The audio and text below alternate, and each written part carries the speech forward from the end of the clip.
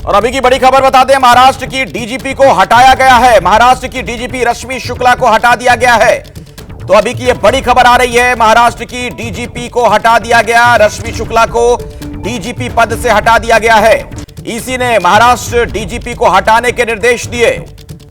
कुछ दिनों पहले इन्हें लेकर कई तरह के विवाद की खबरें आई थी।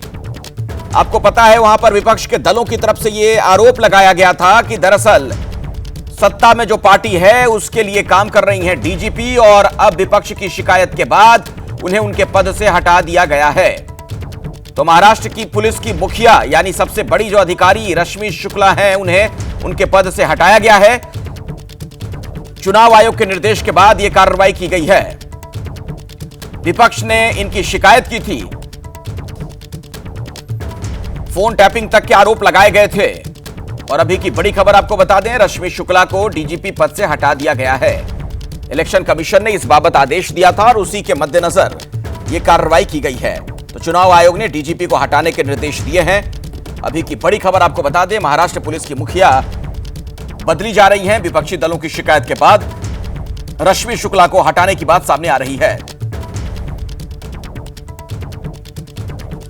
और मेरे साथ मृत्युंजय, मेरे सहयोगी जुड़े हैं इसी खबर पर। कुछ और जानकारी आप तक वो पहुंचाएंगे। मृत्युंजय, और क्या पता चल पा रहा है? देखिए, जिस प्रकार से महाराष्ट्र में महाविकास आघाड़ी के घटक दलों ने कांग्रेस की तरफ से, एनसीपी शरद पवार गुट की तरफ से, शिवसेना यूबीटी ग्रुप की तरफ से आरोप लगाए गए थे कि जो महाराष्ट्र की डीजीपी है रश्मि शुक्ला, वो देवेंद्र फडणवीस के इशारों पर काम करते हैं या फिर एक पक्ष विशेष के लिए काम करते हैं, इस प्रकार के आरोप लगे थे। तो और चुनाव आयोग से शिकायत की गई थी। तो चुनाव आयोग ये सुनिश्चित करना चाहता है कि किसी भी प्रकार के आरोपों के बीच ये चुनाव नहीं होना चाहिए और निष्पक्ष चुनाव होना चाहिए। कोई भी पार्टी असंतोष भाव में जाके चुनाव मैदान में नहीं उतरने चाहिए। इसीलिए चुनाव आयोग ने यह निर्णय लिया कि रश्मि शुक्ला को तुरंत तबादला किया जाए। साथ ही साथ महाराष्ट्र सरकार के जो महाराष्ट्र मुख्य सचिव हैं, उनको यह निर्देश दिया गया है कि 5 नवंबर यानी कल तक, अभी इस वक्त 12 बज रहे हैं, यानी 25 घंटे के अंदर कल दोपहर 1 बजे से पहले वरिष्ठ आईपीएस अधिकारी को इसकी जिम्मेदारी दें। साथ ही साथ ये भी कहा गया है कि 3 लोगों के नाम का पैनल भेजें।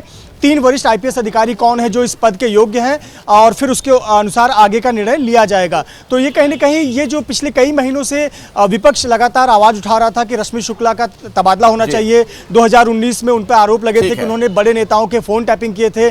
शरद पवार की फोन टैपिंग हुई थी, संजय राउत की। तो इन आरोपों पर ही विपक्ष लगातार आक्रामक था और अब चुनाव आयोग ने बहुत बड़ा फैसला लिया है। नजर बनाकर रखिएगा, कुछ और जानकारी मिलेगी मृत्युंजय तो आगे हम दर्शकों तक वो सूचना भी पहुंचाएंगे। फिलहाल आपका बहुत बहुत धन्यवाद।